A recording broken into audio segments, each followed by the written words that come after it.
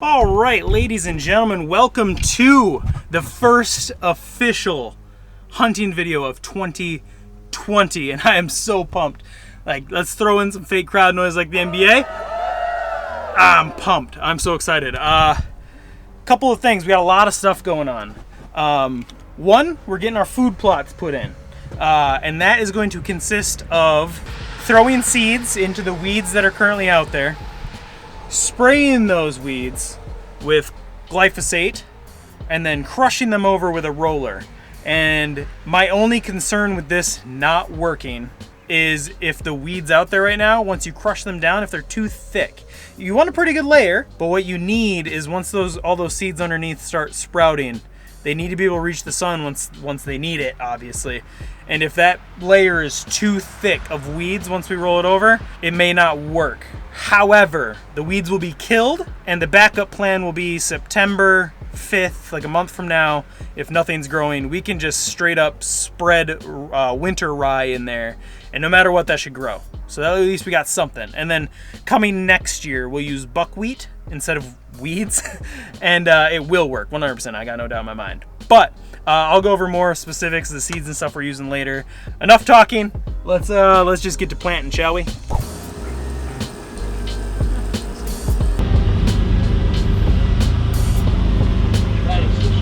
That is insane. Oh, they definitely work. Yeah, no shit. Jesus. Wow. I already did.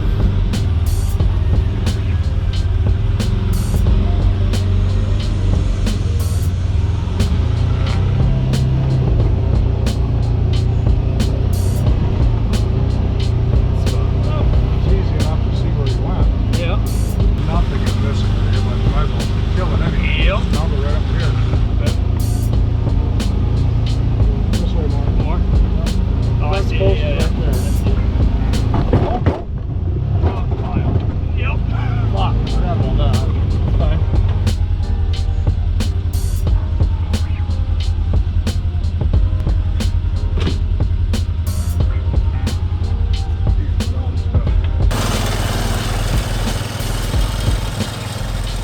Alright, so as you can see, like I said, I think we're gonna be in luck because like wherever mostly the ferns were, there's a lot of good open space, but it's still covered, hold that moisture in. But there are some spots like here where we got a lot more broadleaf that's really thick. So we'll see if it ends up working or not. I think it will. I think it's still gonna be all right because even then, that's only, you know, this thick. As soon as that plant starts to grow, if sun gets to it at all, we're gonna be set. So we got it seeded, we got it sprayed. He's throwing the roller around right now with the four-wheeler.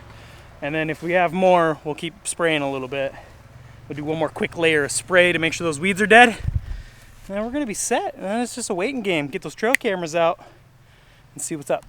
And I'm interrupting this amazing food plot episode. A couple days later, you can see how well it's turning out, to bring you guys the giveaway you probably clicked on this video for. So you clicked on this video because it said big bold letters giveaway. We are giving away, bam, I don't know if you see the tree back there or not, one of the Cell Link universal trail camera adapters. They can go to any trail camera that you have, as long as it takes a full SD card, not a micro. If it takes a micro, it won't work. As long as it takes a full SD card, it will work. That is the Verizon model. All you need to do to win that is subscribe to the channel and comment big bucks down below. Now, I'm not gonna tell you sharing this video will increase your odds of winning that Cell Link back there, but sharing this video will help us do more giveaways in the future. So go ahead and share, subscribe, comment big bucks down below. On August 19th, I will go ahead and select a winner. So you have a couple weeks from when this video goes up. Let's wrap this up and get back to the food plot video, which you can see how this has been made.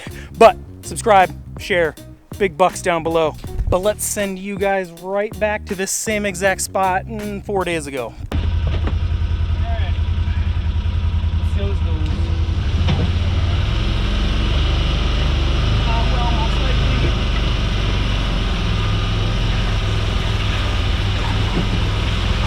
We're making new trails today, boys.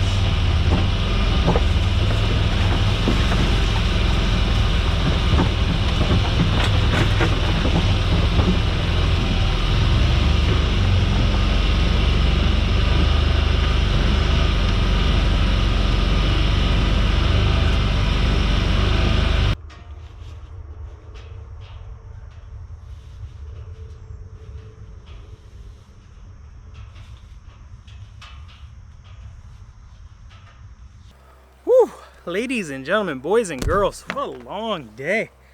I left you guys a while ago. I didn't do much, or didn't film much once we started rolling. Once we started getting going, I just did the work. So I will throw up some pictures of the seed mixes I used.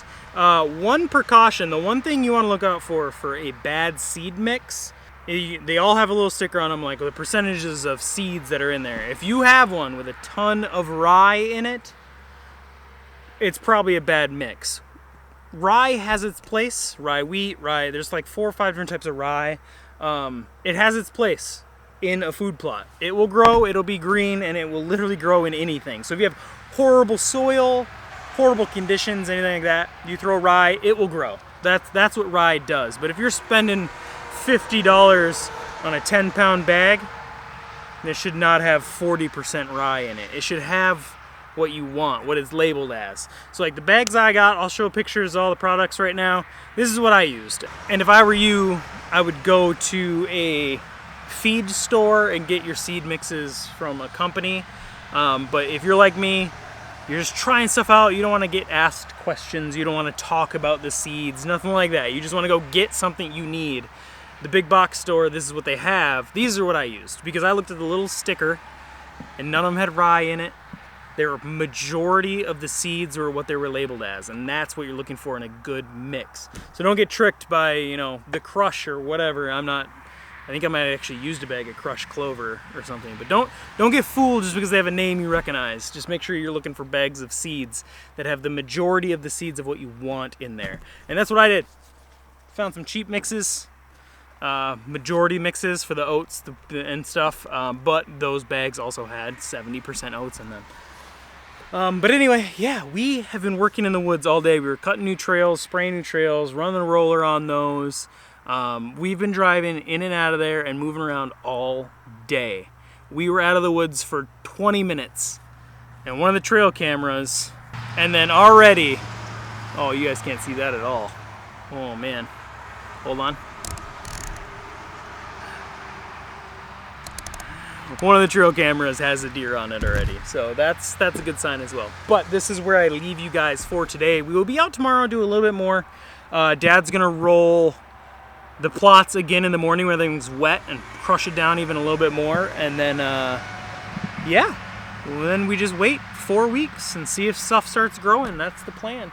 Within a week, everything should be brown, should be dying, crushed down. It should be the straw. It's just like if you got to lay a new lawn and you throw straw on top, that's the idea behind the system we use today. But I have been rambling too much at this point. So if you guys got any questions, you got any comments, you got any suggestions for what I've been doing, if I'm doing something wrong, if you tried this before, it doesn't work for you, blah, blah, blah, make sure to put them down in the comments below. Let me know if you put your plots in already, if you did like the summer feeding pattern.